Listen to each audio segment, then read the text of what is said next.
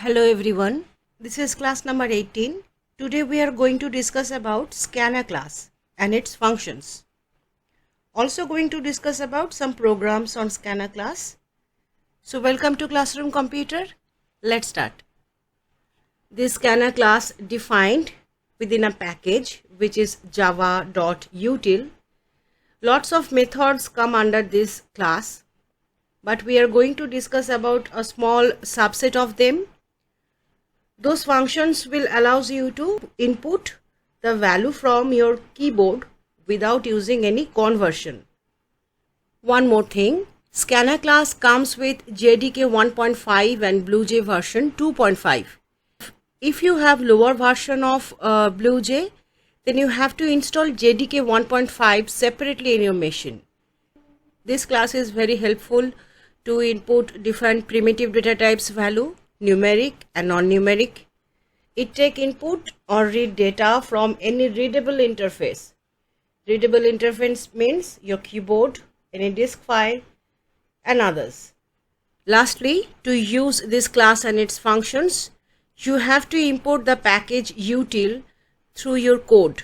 You have to write either java.util.star, which means include the whole package util in your program with scanner class and other classes, or java.util.scanner, which means include only scanner class from util package. The second option is better if you need only scanner class and its functions, because util is a huge package. Importing a whole package in your program may slow your program. After importing the scanner class from util package, you have to make an object of scanner class before using it. The syntax to create an object of scanner class is here in your screen. Scanner AC equals to new scanner system.in. Here you can see scanner is the class name, that is mandatory and case sensitive. Next is the object name. I write AC. You can write any valid identifier's name. The next is the equal sign, and the next one is the new keyword. This keyword actually allocate memory dynamically whenever create an object. The next is a constructor. It actually store the value into scanner object from keyboard given by user. We will discuss constructor in a separate class. Next, system.in. This system.in and the whole object creating statement terminated by a semicolon. This system.in actually takes or receive data as an input from keyboard. Like system.in, there is another one which is system.out, which is used for showing out in terminal or in your computer screen. Again, the statement always terminated by a semicolon. Before jumping into functions of scanner class, let's discuss about delimiters. Scanner class actually take input as token from your keyboard input. It's a series of single or multiple characters terminated by delimiters. The default delimiter for scanner class is white space or blank space. Sometimes we call it separator too. Other delimiters are semicolon, comma, full stop, question mark and exclamation sign. You can change those delimiter using program code. Whenever you try to enter something like a sentence, here is Classroom Computer, where words or a group of characters separated by white space or blank space, the scanner will treat each of those group of letters or numbers or separator or tokens separately. They treat every word as a separate token. Here, Classroom Computer, if you enter Classroom Computer, the scanner class will treat classroom as a different token and the computer is another one. Let's discuss this thing with a program. We are creating new class.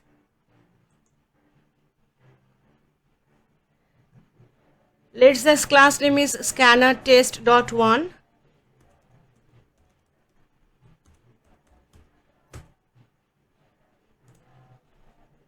First delete the whole thing.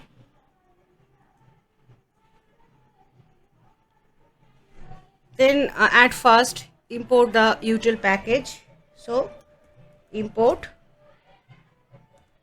java dot util dot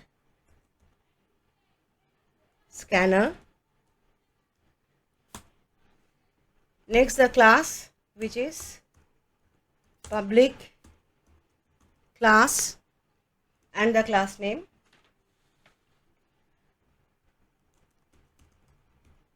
which is scanner test1. Here I write public class scanner test1. Here public is the default access specifier. So if you write nothing instead of public in the space of public, then also your class will be public. This scanner test1 class name is a valid identifier. You can use any valid identifier name. Here I write the first letter of class name in capital purposely. Try to make the first letter of class name in capital. This thing is not mandatory, but by this way you can distinguish between a method name and a class name. Small letters in identifier's name doesn't create any error at the time of compilation. It's just a better arrangement. Next the curly bracket start. Next declare the main function. Next I am writing the main function, which is public static void main, and I open another curly bracket for the main function body. Now I am going to create an object of scanner class, which is SC in this computer. So it's scanner SC equals to new scanner. I am going to take input from user. So system.in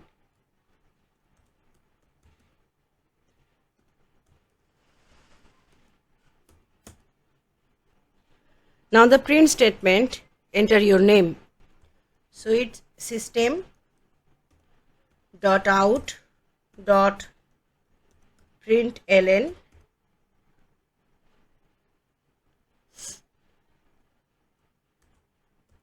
enter your name.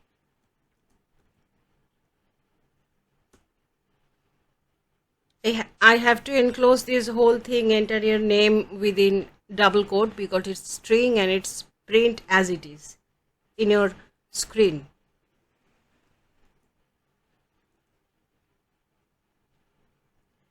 Next, name is a string because it's more than one letter. So I'm declaring a string name or name equals to sc dot next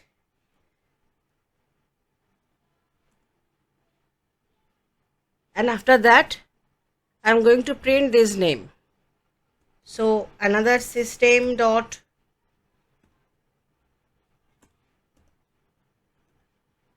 out dot println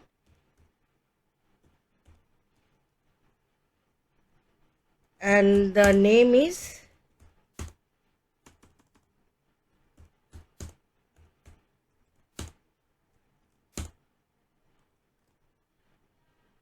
after plus sign the variable name, which is a name.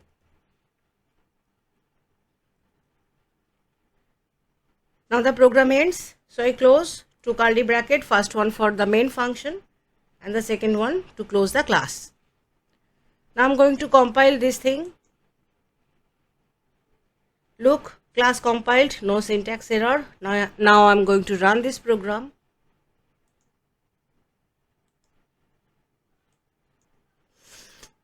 Enter your name.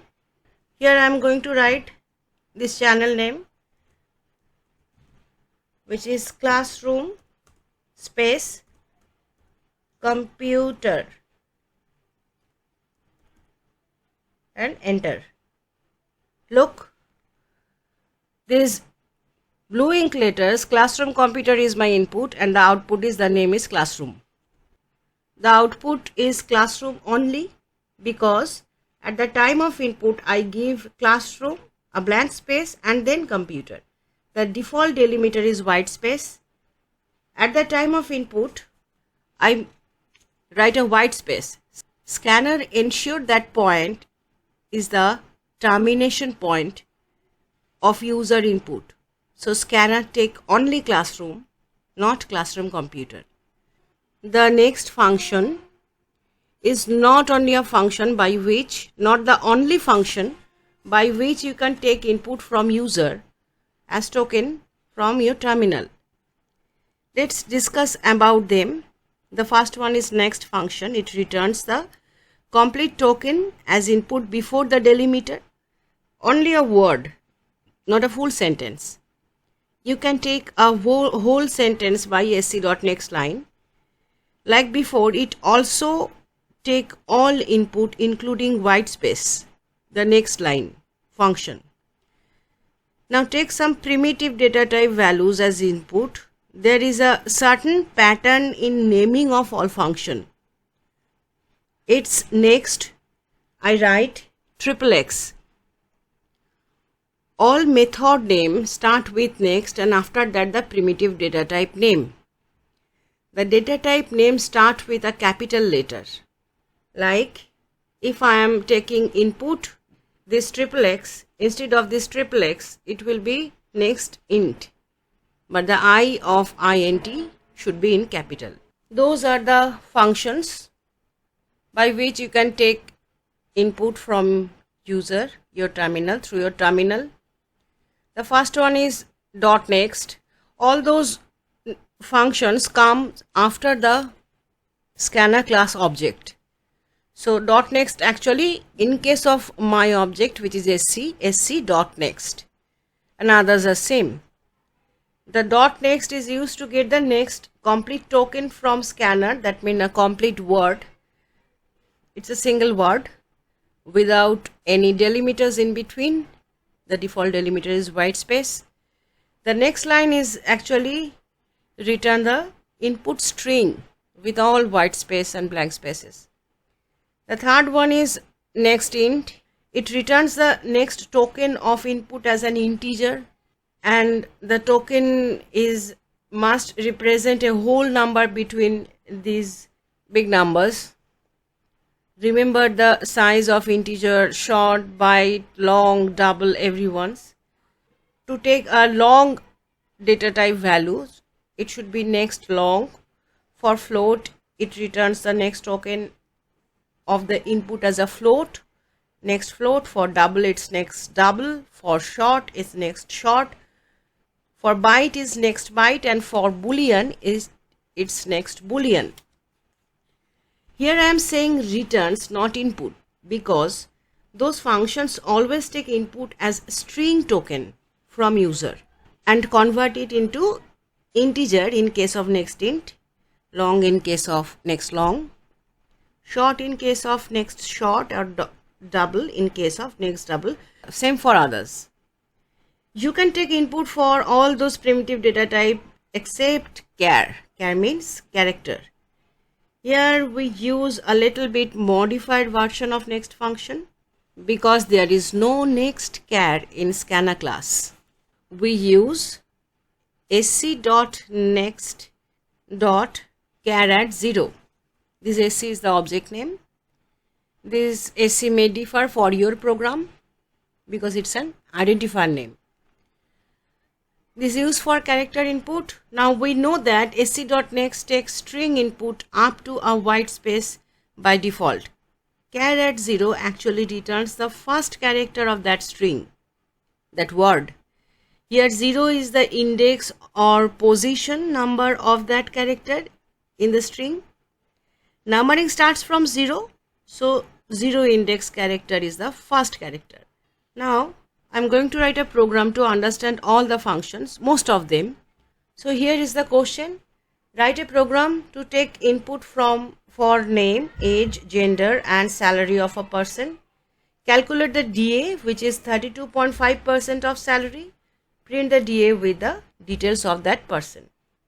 For that, I'm taking a new class. The class name is scanner test 2.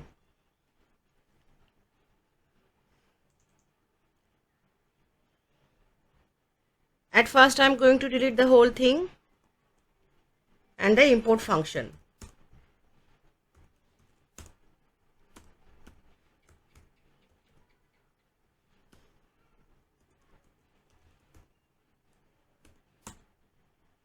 Next I am going to start the class. So it's a public, then class keyword, then the class name, which is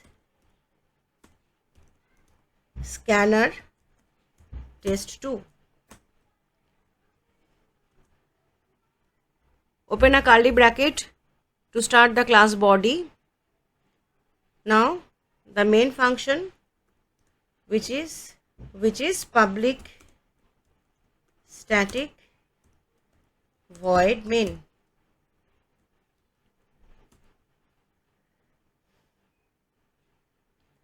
Some people write string args or something inside those two brackets, but you can write nothing inside between those two first brackets. First, the name, which should be string name.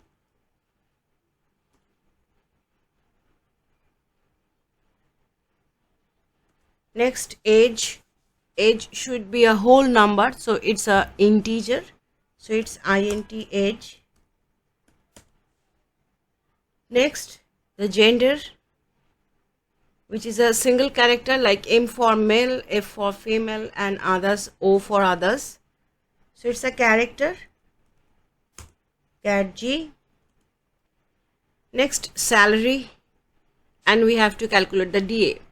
So I am taking double for those two variables, for those two data. It's a double variable, so it's double. The first one is salary and the second one is DA. Next, the scanner class object, scanner sc equals to new scanner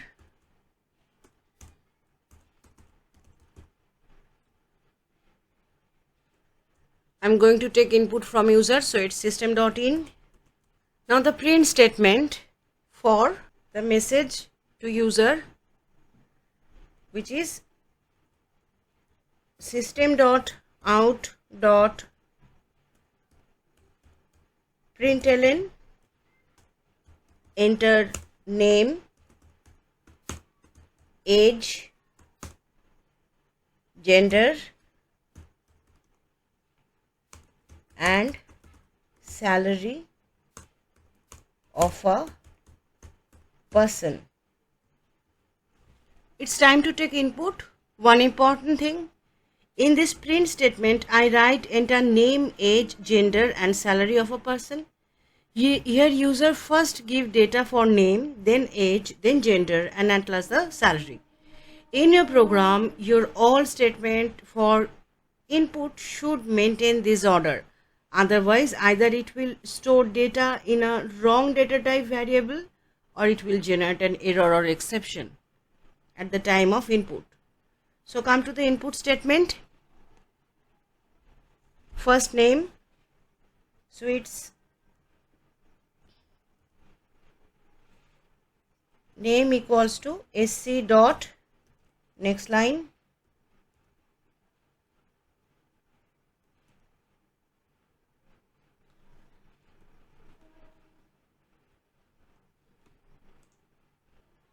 here I make an error. This should be a second bracket, curly bracket, not a first bracket. It's my mistake.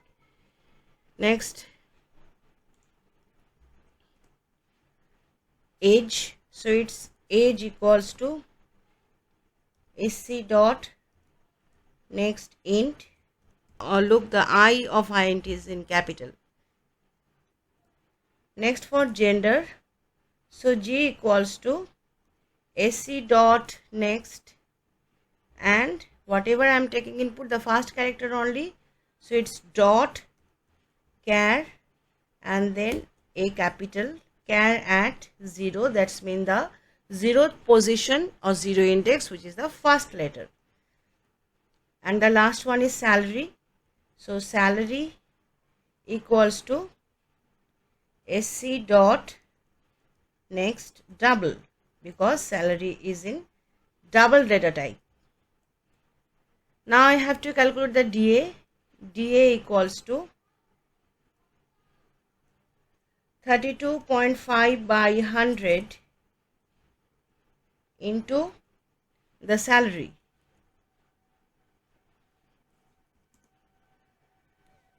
Now I have to print all those things.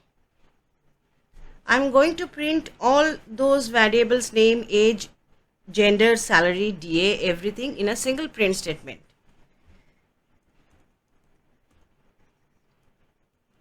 First, system.out.println.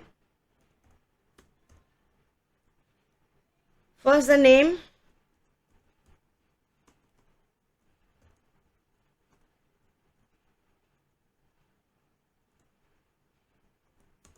and the variable name. Next I'm going to print the age, but in a next line. So it's /n age equals to,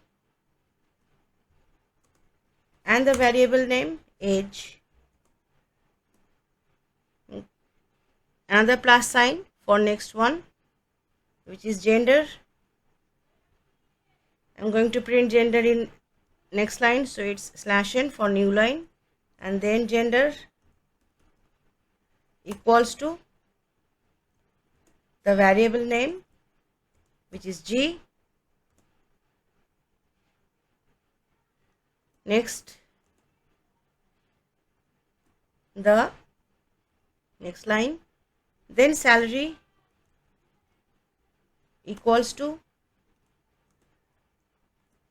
the variable name, which is salary. Next, the DA /n DA equals to DA.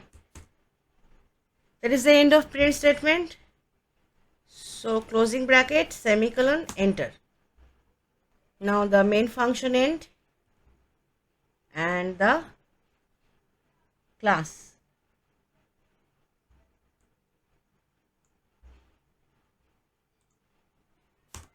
Here should be another plus sign, my mistake. This L should be in capital. Now compile the whole thing. Class compiled, no syntax error. It's the time for output. Void main. Enter name, age, gender and salary of a person. First name Diya Devnath.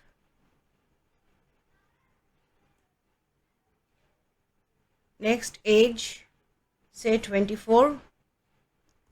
Next, gender, I am writing female, female, and then salary, suppose salary is 65000. Look, in output it's name Diya Devnath, age is 24, gender is F, only F, because charAt 0. So it takes only the first character of female, which is capital F. Next the salary and the calculated DA, which is the 32.5% of 65,000. Let's discuss about this long print statement. Here I write the print statement separately. Here all data in blue ink are string. They print as it is. Next, all variable names are in green. We concatenate or join both constant string and the variable names through a plus sign, indicating by light blue the plus sign. But there is one thing, the /n, \n, which is in black ink. This /n is an escape sequence, non-printable escape sequence, which is already discussed in previous class. Whenever \n occur, cursor goes to the next line. Now come to the program code. I am adding a new line which is sc.close and compile the thing. Everything is okay, no compilation error. Actually, I am closing the scanner class object through close function. This thing is not mandatory, but whenever you are writing a big program using scanner class, then remember to close the object at the end of your program, because Java doesn't clear the used memory of scanner class. Sometimes it make your program slow and make trouble at the time of input. That's it for this program. Sometimes at the time of input, may two types of error occur. The first one is input mismatch exception. This exception occur when input data and input function both are different. Second one is no such element exception. This exception occur when you are not given any input specially for next function. To avoid this type of exception, Java provides some methods of scanner class. They check the data type of input data. All of them return true if the asked data is same as the input. Like hasNextInt, this function returns true if the next token or input data can be expressed as an integer. That means the input is an integer. Otherwise, it returns false. Here is a table for all hasNext function.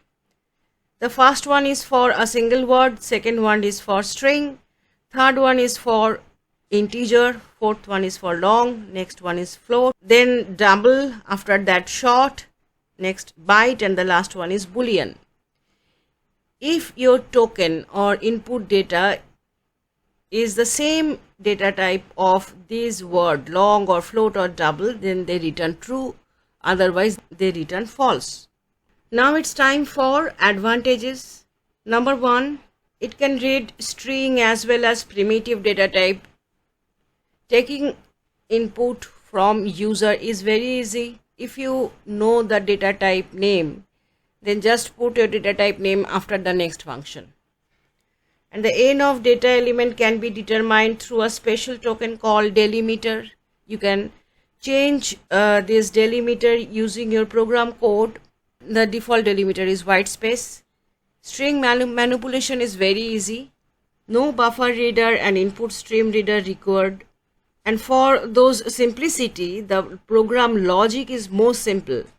And data file reading is very easy through this scanner class. If you are talking about disadvantages, then its buffer size is small. So if the input data is big, then it may create some trouble.